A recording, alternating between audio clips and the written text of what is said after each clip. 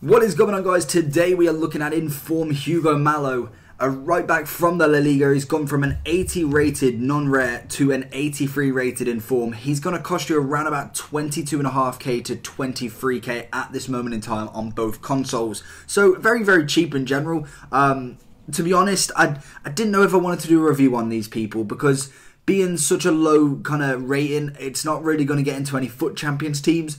But I'm thinking I'm catering for everyone. I really like just playing with players and letting you know all of the stats. Maybe not the 80s and belows or maybe the 81s or 82s, but 83 and above, I'm thinking it's still fair game that not everybody has millions, hundreds of thousands of coins and just really want to have like this cheap inform kind of player, and that is why I kind of do these as well. So hopefully you do enjoy these, and if you do, make sure you smash that like button. I want to know if you enjoy these. That's the main thing for me.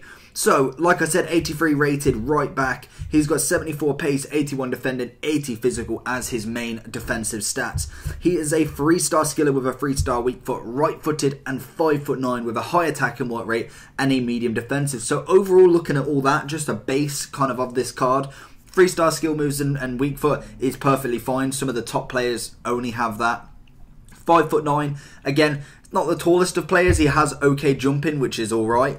And some of the stats actually with a chem boost really could actually increase quite well. So for me, I'm going to look at him with a shadow one for me. That is personally what this card's going to need. And if you do have him on that, he actually turns into a rather decent defender, to be honest. 86 pace he'll get with that. He'll have 89 acceleration and 84 sprint speed. Personally, that's perfectly fine. He'll then have 89 defending with 96 interceptions, 99 sliding tackle, 91 standing tackle, 83 marking and 74 heading accuracy. And then the base stats that are already there, it'd have 80 physical, which would give you 94 stamina, which is perfect.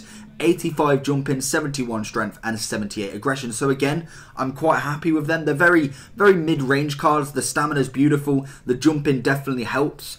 And then some of the other stats just to stand out. 92 crossing, which is superb, and it's one of the points of this card. 80 agility, 83 reactions, as well as ball control. So already you can kind of see this card standing out in the sense of he is very average. I'm not going to lie to you. I'm not going to big him up to say like, oh, he's this really big player. He may be low rated, but he's an absolute beast. He's average, and that is the kind of the underlying tone with these cards is they're meant to be average. And to be honest, he does the basics very, very well. He's always up front for a cross, which is always good. Always trying to go for that overlap, which I really like in a right back. A lot of the ones that I choose now, like Dani Alves, Walker, my left back is Marcelo, you got Alexandro. All of them are more orientated to going forward as well as getting back. And I think that is something this card does and shows as well, which is always a nice surprise. The crossing on him is fantastic. You don't argue with 92 crossing. Even if he can't pass, shoot, what have you, the crossing is outstanding. Really nice whip on it. Really nice curve with 85. So for me, the crossing is definitely a standout for me. Pace-wise, I thought he was fine. Didn't really find him too difficult. And even with the team that I had a few 84s, 83s. I wanted to see, can they actually step up? And to be honest, I think I only lost one game or 2 games, I think it was. One was to a full icon team. Oh no, it wasn't a full icon team. It was the other team. That was a different review. This one was the R9 and then someone else, another big icon. It's the first time I've actually played against R9, and it just so happens that this team had to get the brunt of it. But R9 is absolutely fantastic, so I had no problem with that. Keeper is on a different level, so we'll go into that one as well. But in general, crossing was fantastic. Defensive style wasn't bad. I think once I added the shadow onto him, was definitely better off because of it, obviously because of the stat increase. Pace, to be honest, was fine either way. I didn't really notice a hell of a lot of kind of lag on him. I thought with the 86 was wonderful.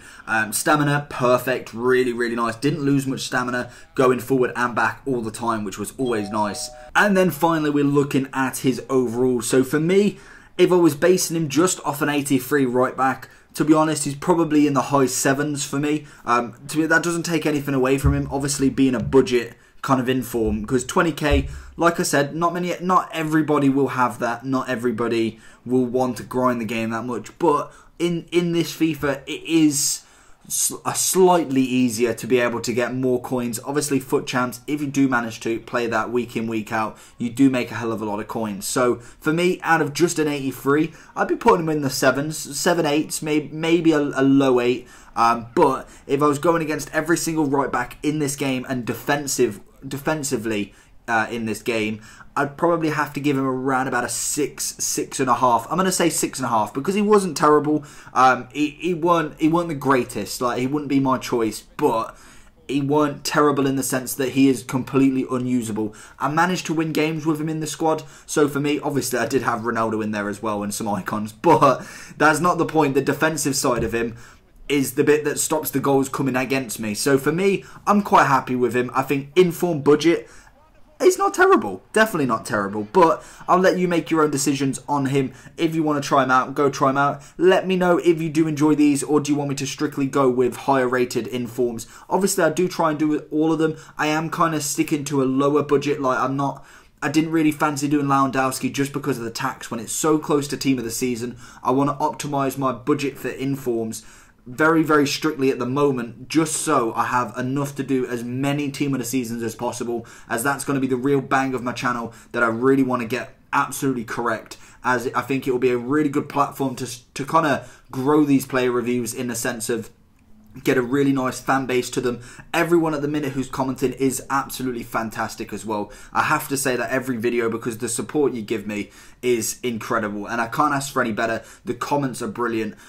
Criticism, I always take it. If it is something that you think I can improve on, always definitely put it down, as I really do appreciate that you take the time. Don't just say, oh, these are shit, because that doesn't help me. If you give me some criticism, I will always listen and learn from it, because that is the way that the channel goes. I like being interactive. I like trying to get back to everyone, to talk to everyone, find every perspective, and that's just something I like to do in general. Obviously, if I can understand bigger YouTubers not being able to do that, and at some point, hopefully, I do get that big, that will happen, but I really want to try and hone down on being able to speak to as many people as I can, as often as I can. So that's something I do enjoy, and obviously with your guys' help on that, with the likes, with the subscriptions, with the comments, it has been absolutely amazing so far. So if you did enjoy this video, like I say, smash that like button, and if you are new around here, make sure you hit the subscribe button. Always means amazing to me, and then comment if you have any issues. So let me know down below, and I'll see you all for the next one.